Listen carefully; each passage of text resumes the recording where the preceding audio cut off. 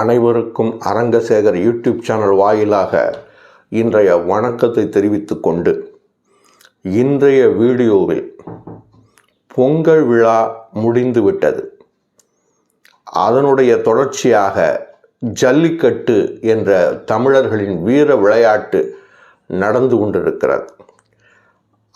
இந்த நிலையில் சிவாஜியின் ஜல்லிக்கட்டு என்ற ஒரு வீடியோவை உங்களுக்காக வழங்க இருக்கிறேன்.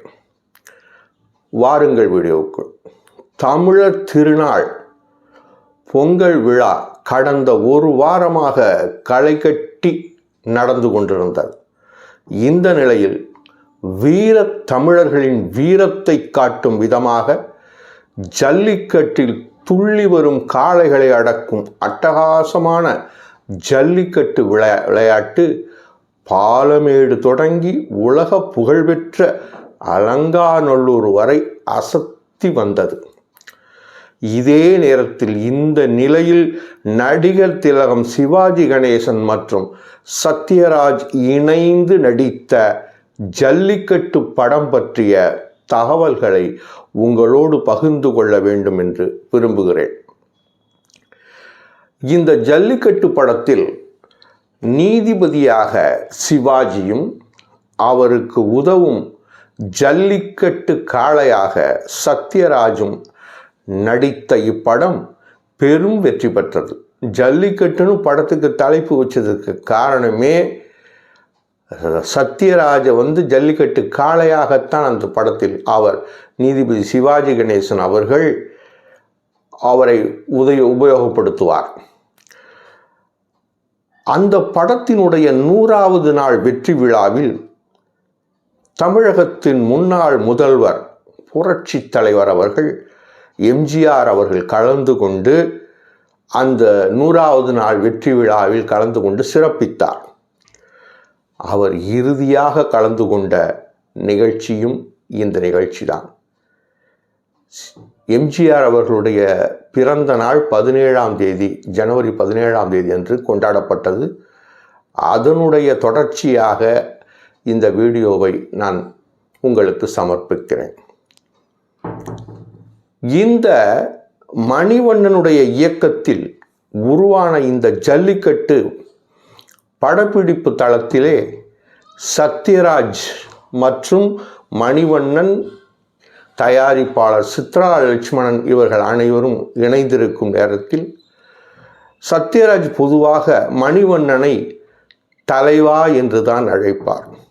இருவரும் ஒருவரை ஒருவர் அப்படியே அழைத்து கொள்வார், தலைவரே தலைவா அப்படின்ட்டு. இது அப்படியே பழக்க தோஷத்தில் என்ன ஆயிடுச்சு, சிவாஜி வரை சென்று விட்டது. சிவாஜியை போய் தலைவா அப்படின்னு கூப்பிட ஆரம்பித்தாங்க. அவருக்கு இந்த தலைவர் பட்டம்லாம் பிடிக்காது.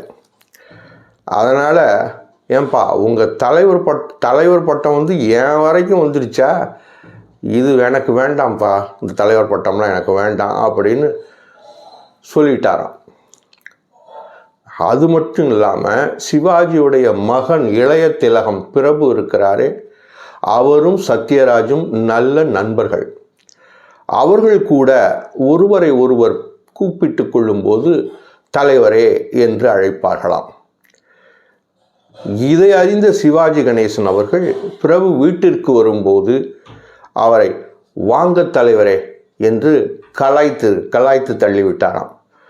அப்போ பிரபு அவர்கள் ரொம்ப மனசு என்ன இப்படி இது பண்ணுறாரே சிவாஜி அவர்கள், நம்முடைய தந்தை அவர்கள் என்று சொல்லிவிட்டு சிரித்து கொண்டே சென்று விட்டாராம்.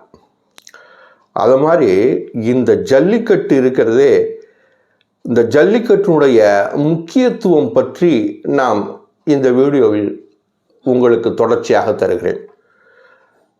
ஜல்லிக்கட்டின் முக்கியத்துவம் என்னவென்றால், தமிழர்களின் சொத்துக்கள் இந்த கால்நடைகள், இந்த காளை மாடுகள், கால்நடைகள் தமிழர்களுடைய சொத்துக்கள். மாடு என்றால் செல்வம் என்ற பொருள் உண்டு. உழவுக்கு ஒரு மாடு, உணவுக்கு ஒரு மாடு. அது மட்டுமன்றி மாடுகளில் பல வகை உண்டு. காங்கேயம், மயிலை என்று எத்தனையோ வகை காளை மாடுகள், பசு மாடுகள் நாட்டு மாடுகள் இருந்திருக்கின்றன. 100க்கும் மேற்பட்ட வகைகளில் அவைகள் இருக்கின்றன. நம் மூதாதையர்கள் காளையை வீட்டில் அவர்களில் ஒருவனாகவே வளர்த்து வந்திருக்கிறார்கள். அதன் மேல் அதிக பாசம், அன்பு, பற்றுதல் வைத்து வளர்த்து வந்தார்கள். அதனால்தான் அவர்கள் தங்கள் பிள்ளைகளுக்கு கூட கருப்பையா, சந்தனக்காளை, மயிலக்காளை என்றெல்லாம் பெயர் வைத்து செல்லமாக அழைத்தனர். மாட்டுக்கு, காளை மாடுகளுக்கு பேரே 100கணக்கான பேர் இருக்கு. அந்த வீடியோவில் சொல்ல பத்தாது, அவ்வளவு நிறைய பேர்கள் அதற்கு இருக்கின்றது. மணப்பாற மாடு கட்டி மாயவரம் ஏறு பூட்டி வயக்காட்ட உழுது போடு சின்ன கண்ணு, அதை மாதிரி ஒரு பாட்டே இருக்கு. மணப்பாற மாடு கட்டி மாயவரம் ஏறு பூட்டி அப்படின்னு திரைப்பட பாடல் எழுதியிருக்கு. பாடி சவுந்தரராஜன், டி.எம். சவுந்தரராஜன் அவர்கள் பாடியிருக்கிறார்கள். இப்போ என்ன ஆச்சு, இந்த ஜல்லிக்கட்டு போராட்டம் நீங்கள் கேள்விப்பட்டிருப்பீங்க. ஜல்லிக்கட்டு தடை பண்ணும்போது எதற்காக தடை பண்ணாங்க, அதுக்கு அதனுடைய பின்னணி என்ன அப்படின்னு பார்க்கும்போது, பால் மாடு என்ற வெளிநாட்டு மாடுகளின் மோகத்தால் நம் நாட்டு மாடு வகைகள் காணாமல் போகின்ற நிலை வரும்போது தான் அந்த வெளிநாட்டு மாடுகளை ஊக்கப்படுத்துவதற்காக இந்த ஜல்லிக்கட்டை தடை செய்ய நினைத்தார்கள். நாட்டு மாடுகளை தடை செய்ய நினைத்தார்கள். அதன் விளைவாகத்தான் இந்த ஜல்லிக்கட்டையும் தடை செய்ய வேண்டும் என்று ஒரு அமைப்பு போராடியது. கடைசியில் நம்முடைய இளைஞர்கள், தமிழ் வீரர்கள் எல்லாம் இணைந்து ஒன்றுபட்டு போராடி, மெரினாவில் போராடி இந்த ஜல்லிக்கட்டு இந்த விளையாட்டை மீண்டும் நமது இதற்கு திருப்பி எடுத்து வந்து விட்டார்கள். இப்போதும் திருச்சி மாவட்டம், கண்ணனூர், மணப்பாறை, திருப்பூர் போன்ற மாவட்டங்களில், காங்கேயம் போன்ற ஊர்களில் நாட்டு மாடுகளுக்கான பிரத்யேக சந்தைகள் உள்ளது. ஆறுதல் தரும் விஷயம். ஆக ஜல்லிக்கட்டு இந்த வகையில் நமக்கு முக்கியத்துவம் பெறுகிறது.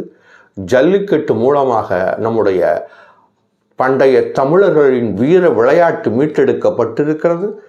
மிகவும் உற்சாகமாக நமது இளைஞர்கள் அந்த காளை மாடுகளின் திமிலை அடக்கி அதில் பரிசு கூட பெற்று வருகிறார்கள்.